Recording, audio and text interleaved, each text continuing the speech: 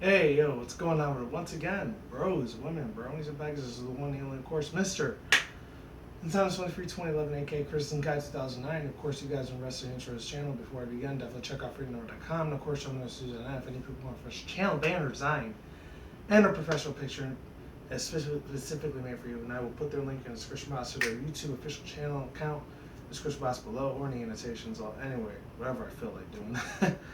Or I could put them in their homepage website if any people are interested in that partnership, best partnership ever had, and check out on Google and other stuff. And without further ado, let's begin. So, approximately about 3 days ago, as I'm doing this video, and if any people can still hear the stuff in my voice, I'm slowly recovering. I'm starting to feel like I'm getting it back, but at the same time, I feel like I got a little lower.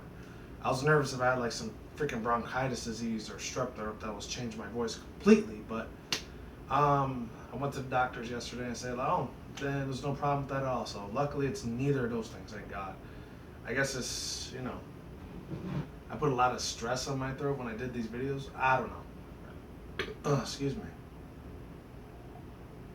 Yeah, but anyways, ladies and gentlemen, this thing right here, if any people don't know who this dude is, Brony Curious or Tommy Oliver, I guess he's pretty much officially done. He's completely dropped out of the fandom. He's gone. And I watched this video on his My Little Pony Analysis review on Appaloosa's Most Wanted for My Little Pony Friends with Magic Season 5, Episode 6. Appaloosa's Most Wanted, to be exact. So I know it's a very huge mouthful, but just bear with me. Just hear me out. From what I got from his video, I could tell he was extremely upset. He was really pissed off at the Brony fandom community, especially with the analysis community in that matter. In a way, I don't want to say I was a part of the analysis community. I still kind of am. But at the same time, I'm kind of not because, I don't do all these, HD visuals or edits or shortcuts, or I don't have people, I don't give people commissions or anything to do like fan art for me or anything like that because, I'm not saying I don't got the money for it. I do have the money for it, but the thing is like, I really don't like doing that sort of thing because, I don't want to pay like $50, $100 something just to get like my fan art or somebody to do all my editing and stuff for me because I don't want to do it almost every day to like a week because I mean my job pays me good money, but it doesn't pay me that good money where I could just spend $100 every day on somebody to just do editing and stuff for me, or using Sony Vegas or Adobe Premiere. I don't have that type of equipment. If I did, that'd be cool, but if not, since I don't, I just gotta go with what I work with, But yeah, no, it was kind of a little bit sad. I was a little not really nervous or extremely like dissatisfied, depressed that he left the community, but at the same time, I could kind of understand where the dude's coming from a little bit because the thing is about this community, not just for the Brony Analysis community, but just any sort of like MLP community, whether they have to do with voice acting, the singing part of it, this voice acting of it, like I just said, the reaction part to it. In a way, I'm still kind of a part of that reaction side of the community, but I don't do it here anymore. I do it on my Daily Motion account when it comes to the official episodes. If it's just fan-made stuff that's animation, I'll react to it here because I don't have to worry about YouTube giving me a copyright claim for it, except for one video. And then it was like a Flutter Dash thing, like a Rainbow Dash Fluttershy shipping or whatever. And I actually found out a couple days later that was an actual official song for some music artist or whatever. So I kind of sucked ass. So probably not gonna be reacting to MLP like My Little Pony fan animations that have song music in it because I don't want to get another copyright claim like that because eventually that turns into a strike and eventually that gets my channel shut down. So I really don't want that to happen. Now let's get back to Tommy Oliver. I mean, this dude right here, man, he was literally probably one of the first 10 people I even heard about, next to people like Paleo Stone or Saber Spark, a couple other people like Delta Brony. I remember even other people that were not even just in the Brony community, just in the complete Brony community altogether, not just for analysis either. People like that dude Mindless Gonzo or this one dude named Mr. Luna, and then who else? Even other people I first found out, the 3 official analysis people, which I think 2 of them were still in it, now 2 of them are gone, which of course that's Digibro and now Tommy Oliver. They're not in the fan community at all now. The only one left that's actually still there that I've been sub to since from the beginning was Golden Fox, literally. And ever since then, I've just been hooked into it. This Brony Analysis thing. I think other people are still pretty big, like there's Silver Quill, and Y Pony, Ink Rose, Tomb Critic, and two other people. I think his name was Voice of Reason. I know he was still in here. And then that other chick, Sweetie Bloom, and then a couple other people. I love KP a lot. Anthony C, I think he still don't even know he makes videos like once a month. And I'm trying to think of somebody else that's really big in the Brony Analysis community. That one dude, I used to be subbed to him, but I kind of got bored as crap with his content. Because his name was Buckingham or something like that. I don't know what his name was, but he always had glasses on his OC, so that dude too, he was cool. But I just got bored of his stuff. Oh, and I think Can't Cream, but I only heard about him last year, so it was like the third or fourth year I was a Brony, obviously. But once again, I'm getting back to Tommy Oliver because I keep getting freaking on topic of his ass. Oh my god. Anyways, getting back to that point, I could kind of see where he was coming from. You know, he was extremely dissatisfied and just angry of what the Brony community. He's only talking about that side of the community. He's not talking about the other sides. The community, especially with people that make comments of him saying, especially the ones that are very close-minded, you know, where this whole community is supposed to be about love and tolerance, which in a way I really don't believe that part of the community, because in order to love and tolerate everything, that means you got to put everything with good, or everything with good, and mix it up into bad, and I really don't believe that at all. I'm a very strong believer in not believing in that type of thing, because that falls into a lot of different categories, but I'm not going to get into those because I have a lot of negative things. I have a whole bunch of negative things, as a matter of fact, to say about that. And I'm going to start cursing my effing head off if I start talking about that. So that's probably something I'll talk about on my Criticism Guy channel. Because I still do cuss a lot in that channel, by the way. Just not here as much. If I do, it'll probably just be 1-2 words, you know, like asshole or shit or fuck or something like that. I don't know. But, getting back to this point, you know, I remember he was extremely dissatisfied with, besides how the Brony community became, he was extremely, very displeased of how, a lot of other Brony Analysis people, they started dropping off like flies, pretty much. It started eroding into something that he finds extremely distasteful and very, very uncomfortable for him. And he felt like he had to sugarcoat a lot of his opinions for the good and the bad and the ugly. And I kind of feel for the dude. In a way, like, I mean, whenever I do my spoilers for MLPFIM, like, I kind of was in that same position about a couple weeks ago. And I'm sorry I gotta keep bringing this up in a couple of my videos, but for example, a very big example that happened to me personally, not personally like in real life. I'm talking about just virtual through the internet, not reality, because this is what happened in reality. I guarantee you I'd probably be in prison right now if I did. But thank God I didn't. So you know, yeah, and virtually this happened. A big example, a lot of the reactors in the community, some people, you know how a lot of people, they don't really like spoilers. For me, I do like spoilers. The only two times I kind of don't like spoilers when it has to do something with Pokemon, or if it has something to do, not anime related, or if it has to do something with Pokemon related, or kind of sort of like video game related. Like, stuff at E3s are going to be shown this year, which I thought it was going to be in July. Heads up for E3. I'm probably not going to be able to do an official reaction to that till July, because for the next 2 weeks I'm not going to be able to post too many videos up very often. So you're probably going to see the delay from June 15th through the 30th, 31st. So by the time I come back in July, I'll be able to, you know, cover up all the stuff that I missed in those 2 weeks of June. So I'm being on the lookout for that. I'm sorry I'm not going to be able to be there to, like, you know, do the reaction for E3 Live for Sony or Nintendo. But Nintendo, they're not going to do nothing anyways. I think they're just going to have a direct again like they did before. But in Microsoft, I'm still kind of debating if I'm going to do it or not. Most likely probably will, but probably just going to be 1 or 2 games I give a crap about, and the rest I'm probably going to think they're garbage, because you already know my thoughts on Microsoft and Xbox One. They don't really go good with me. I'm sorry. I'm sorry if you're an Xbox fan, by the way, and just, I care 2 shits and a frick about it. I really don't. But getting back to this, yeah, that's just a small little update, just in case people are wondering what's going to be happening in the next 2 weeks. This whole week I'll still be posting videos, so don't worry about that. What else? Last 2 things I want to get into before I, like, you know, send my send-offs to this man, Mr. Tommy Alva. I'll still be subbed to him, because as long as he's still doing like a lot of cartoon animation reviews and analysis reviews, along with a lot of his movie reviews he's been doing, I think they're pretty damn entertaining. I'm not gonna lie, really funny shit from Mr. Oliver himself, Tommy Oliver. Um, Besides him saying he was sugarcoating a lot of things, he said like the first two seasons were like pretty much the best seasons because after the third, fourth, and fifth season, he just kind of lost a lot of interest into it, and he wanted to like prove points and saying like this series isn't really perfect. He has a lot of flaws into it. There's a lot of like issues that can go into this show, with the directing, the producers, and all that. And he pretty much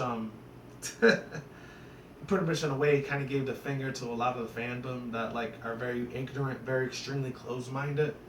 And once again, I could kind of agree with them to that point to a certain extent.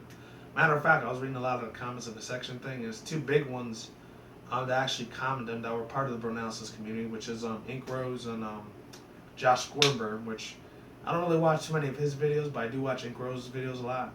Because for him, I kind of see him as I mean, I'll watch him when he does like maybe a comment dub where he's doing collabs with other people, but he's kind of an annoying ass dude to me. Plus, he's in the military, and you kind of know how I feel about people being in the military. It's not very a positive thing. It's extremely negative. And I'm sorry if you people are in the military yourself for watching this.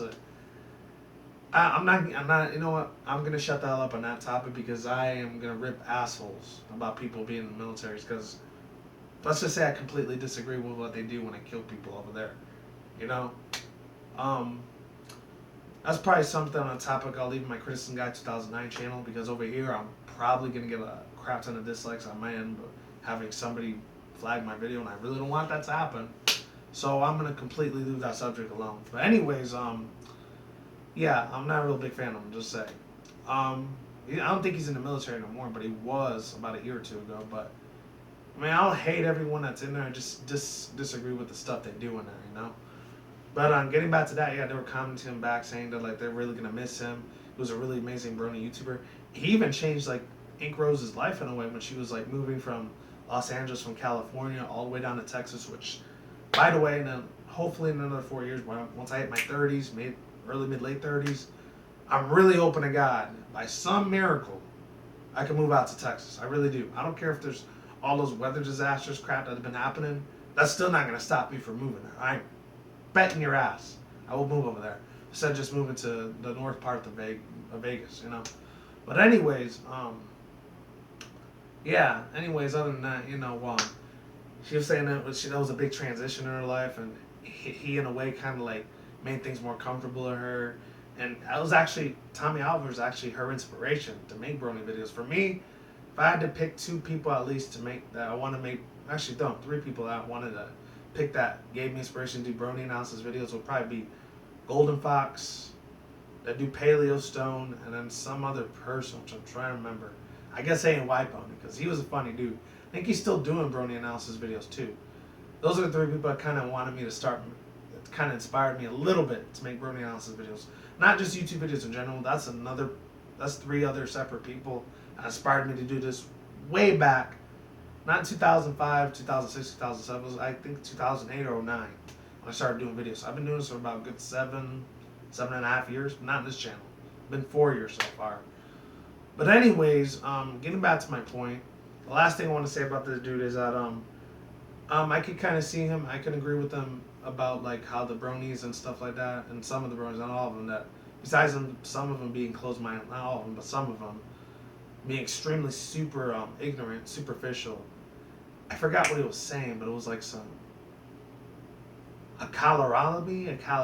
I forgot what it was, but a lot of people didn't like it that he completely gave a 100% perfect good review about My Little Pony Friendship is Magic. I think it was the Thanks for the Memories episode, or Castle Sweet Castle when he was doing that, or it was either that one, or the other episode with Bloom and Gloom when he gave a 100% positive review. He didn't get nothing bad or ugly negative reviews on it, and a lot of people disliked the crap out of that video.